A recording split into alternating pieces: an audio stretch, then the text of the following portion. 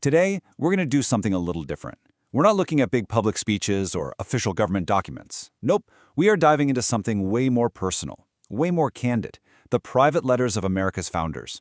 This is the story of how a nation was debated, defined, and defended, not on some public stage, but in writing, through a conversation that spanned decades.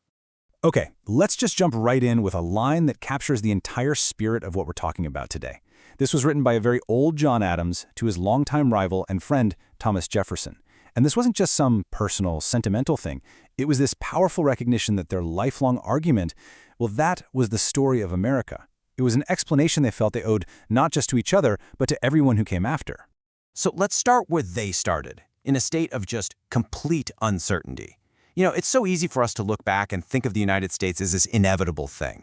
But it wasn't. Not at all. The new nation was fragile, seriously teetering on the brink of collapse almost from day one. Just look at the time frame here. We are covering more than 30 years. This wasn't one single crisis they got through. This was a decades-long, non-stop conversation about pure survival. From a desperate wartime plea from Governor Jefferson in 1781, all the way to the final reflective letters between two ex-presidents. These letters are like a running commentary on a nation that was constantly in danger. And this quote from John Jay, wow, it just perfectly sums up the problem. Now, this isn't some radical outsider complaining. This is John Jay, a top diplomat, a key figure.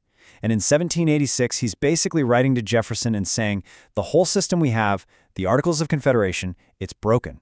It's fundamentally wrong. The government was designed to be weak, and that weakness was becoming a fatal flaw. So what did that weakness actually look like? Well, for starters, a nation completely encircled by enemies.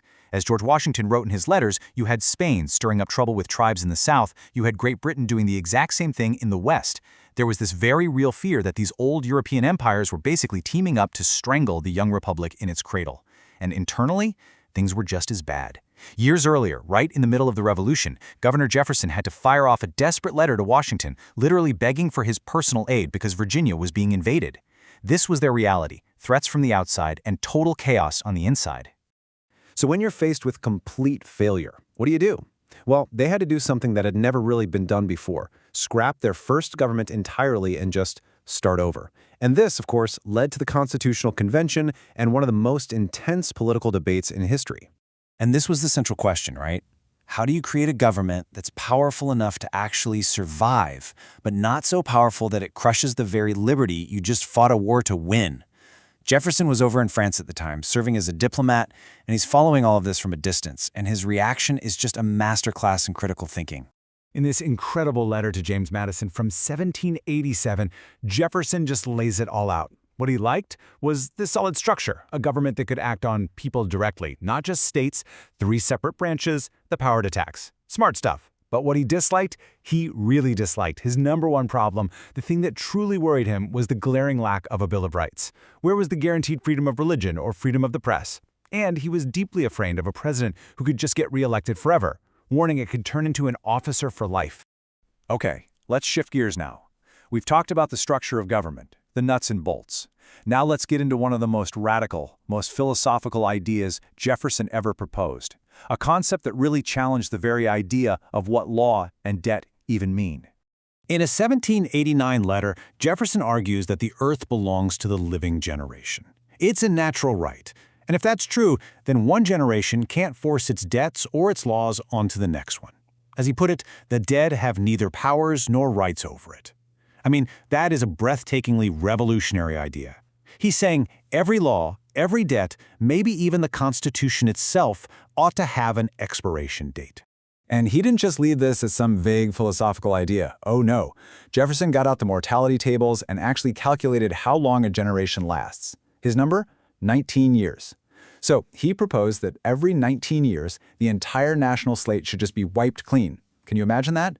A society that completely reboots its legal and financial obligations every 2 decades. Well, James Madison, who was always the practical one, gets this letter and writes back with this brilliant, gentle takedown. He raises some really serious questions, like, wouldn't a government that just expires every 19 years be way too unstable and chaotic? And what about all the good stuff past generations built? Don't we benefit from their roads and schools, and don't we owe them something for that? And what about a debt from a war fought for survival? That benefits future generations, so it's fair they help pay for it. Finally, he makes this great point about tacit consent. The idea that society works because we all sort of quietly agree to follow the old laws until we decide to change them. We need that continuity. So even with a brand new constitution in place, the founders' deepest fear was still lurking. And that was the fear that the republic wouldn't be destroyed by a foreign enemy, but would just tear itself apart from the inside. You can just feel the anguish in George Washington's words in this letter from 1792. He's seeing all these threats from the outside, but he says the most serious, the most alarming, and the most afflicting danger is the political infighting happening inside his own administration. He's talking, of course, about the nasty escalating feud between his Secretary of State, Thomas Jefferson, and his Secretary of the Treasury, Alexander Hamilton. And Jefferson's letters from that same time show you exactly what Washington was so afraid of. The president is literally begging for unity, and Jefferson responds with this absolute torrent of accusations against Hamilton. He doesn't just say he disagrees with him. He claims Hamilton's entire financial system is designed to demolish the republic, that he's created a corrupt squadron of congressmen in his pocket, and that his ultimate goal is to turn America into a monarchy. The battle for the soul of America wasn't being fought against some king across the ocean. It was happening right inside the president's own cabinet. After years of this really bitter rivalry, a fight that led to a long and painful silence between them, we come to the final chapter. It's a reconciliation that ended up producing one of the most profound and fascinating conversations in American history. This quote from John Adams, which he wrote soon after he and Jefferson started writing to each other again, is just extraordinary. Even as they're making up, he doesn't try to paper over their huge disagreements. He basically says, look, we fundamentally disagreed on how to run this country, and you know what? History will have to be the judge of who was right.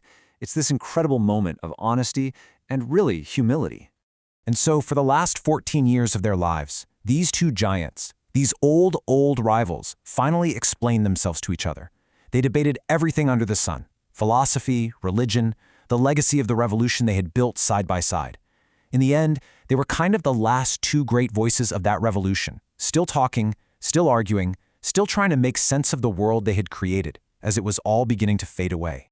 And that really brings us to the final thought here. What their letters show us, more than anything, is that the American experiment was never a settled issue. It was always an argument, a conversation, a constant process of explaining and re-explaining.